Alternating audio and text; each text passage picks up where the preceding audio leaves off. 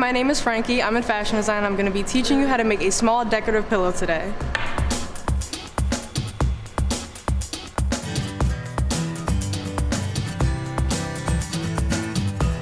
So first you want to get all your materials needed.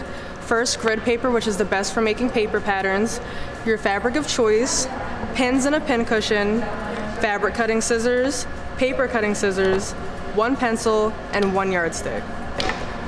So your first step is going to be making your paper pattern. And it's only going to be 10 inches because it is a small decorative pillow. So first you want to get your yardstick, and each block on the grid paper equals 1 inch. So you can start right in the middle if you want to, line up the yardstick with the first block that you see, and draw a line all the way to the 10-inch mark. And go all the way around because it is a decorative pillow, it is a square.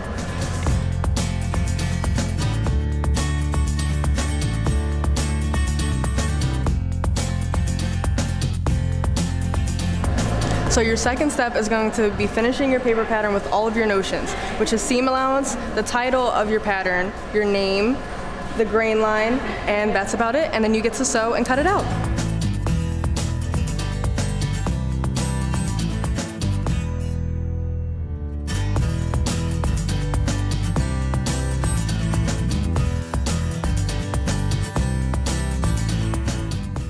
So on your patterns, you want to have certain notions on there. The first one is seam allowance. Seam allowance is to go all the way around the pattern so that you have enough space to do your seams.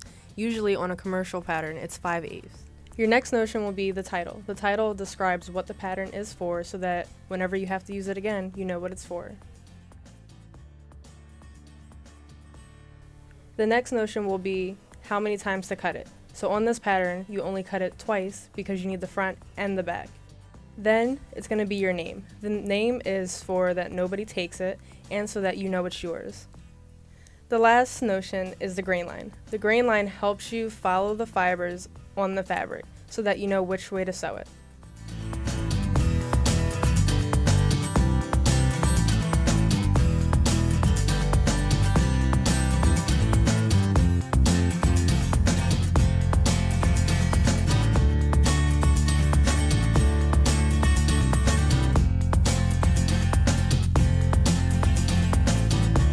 So after you finished your small deck pillow pattern, then you're gonna bring over your fabric, mine is fleece, and you can begin to pin and cut it. So take your pins, lay out your fabric neatly with no wrinkles, place your paper pattern on top, not in the middle so you can save fabric, and begin to pin your paper pattern onto your fabric in all 4 corners.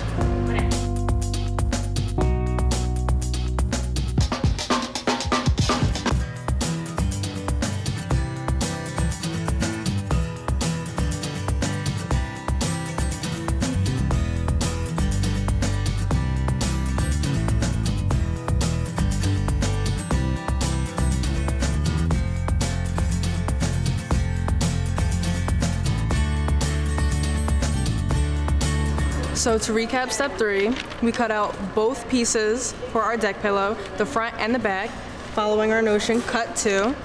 So now the next step, which is step 4, you want to have both pieces of fabric good side to good side, which is the best side showing. And then you want to pin only 3 sides.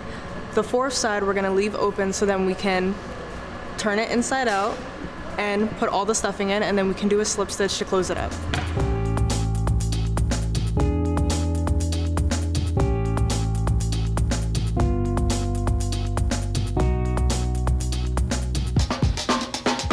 So after you pin all 3 sides together, now it's step 5, and that's sewing it.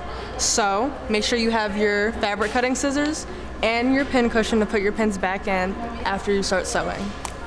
Before you start sewing, make sure that your fabric is lined up on the 5/8 line. Make sure that you follow your pins because that is your guideline to sewing. Make sure you backpedal before you start sewing and then sew all the way down. When you're done, backpedal again, and then you can repeat on the other 2 sides.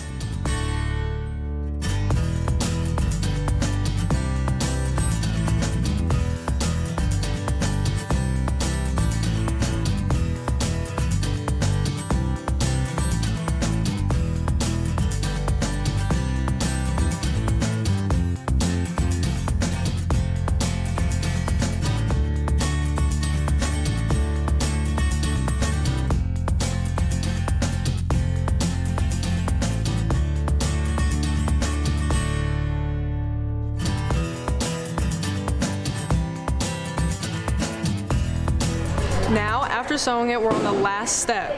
So you're gonna need a little bit of stuffing, which you can get from a craft store or a fabric store, a hand needle with some black thread or any color thread that matches your fabric. And after you stuff it, you're going to invert the top fabric inside and do a slip stitch, which catches each and every piece of fabric, but you won't be able to see it. And then your deck pillow is done.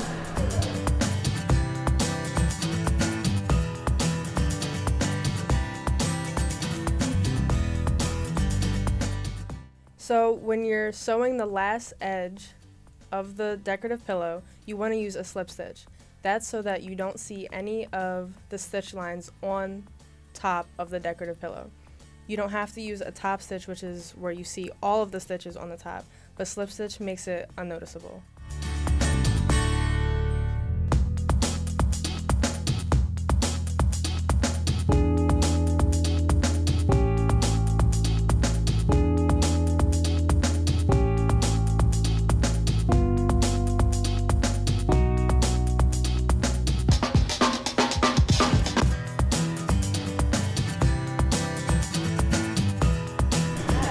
And that's how you make a decorative pillow.